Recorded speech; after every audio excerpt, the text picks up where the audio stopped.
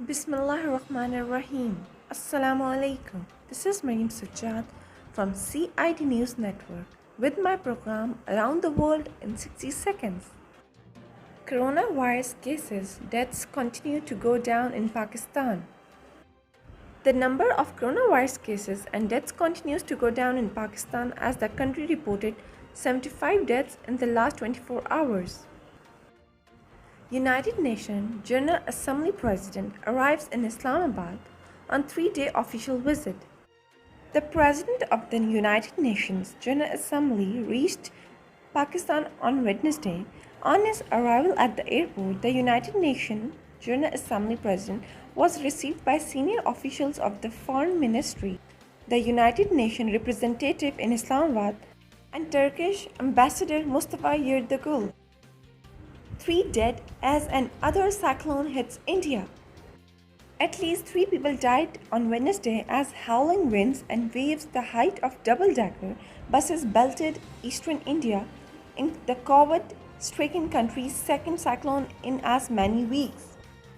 Johnson's former top advisor says UK COVID policy failed the public.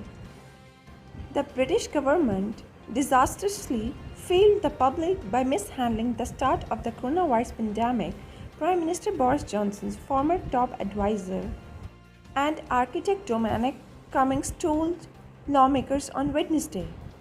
South Koreans no longer need masks outdoors if vaccinated against COVID-19. The move is a bid to encourage older residents to get vaccinated as South Korea aims to immunize at least 70% of its 52 million people by September, from just 7.7% now. Joe Biden orders intelligence report on coronavirus origins within 90 days.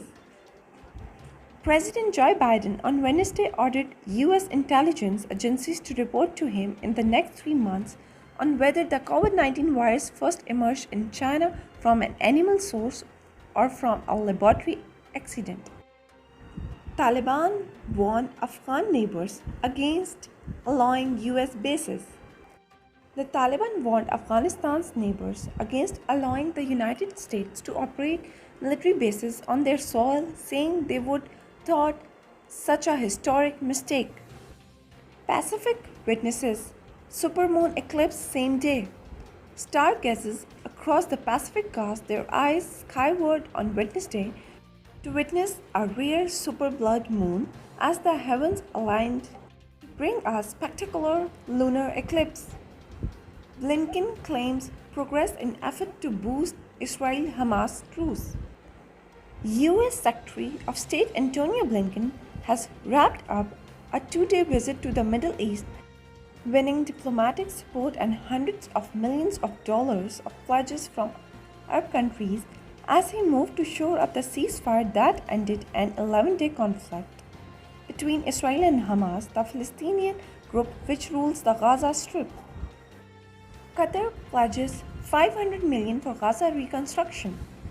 Qatar has pledged $500 million to reconstruction in the besieged Gaza Strip, the Gulf states' foreign minister announced, following a ceasefire that ended the worst fighting in years between Israel and Palestinian armed groups in the coastal territory. This is end of today's international news. Thank you for watching CID News Network Islamabad.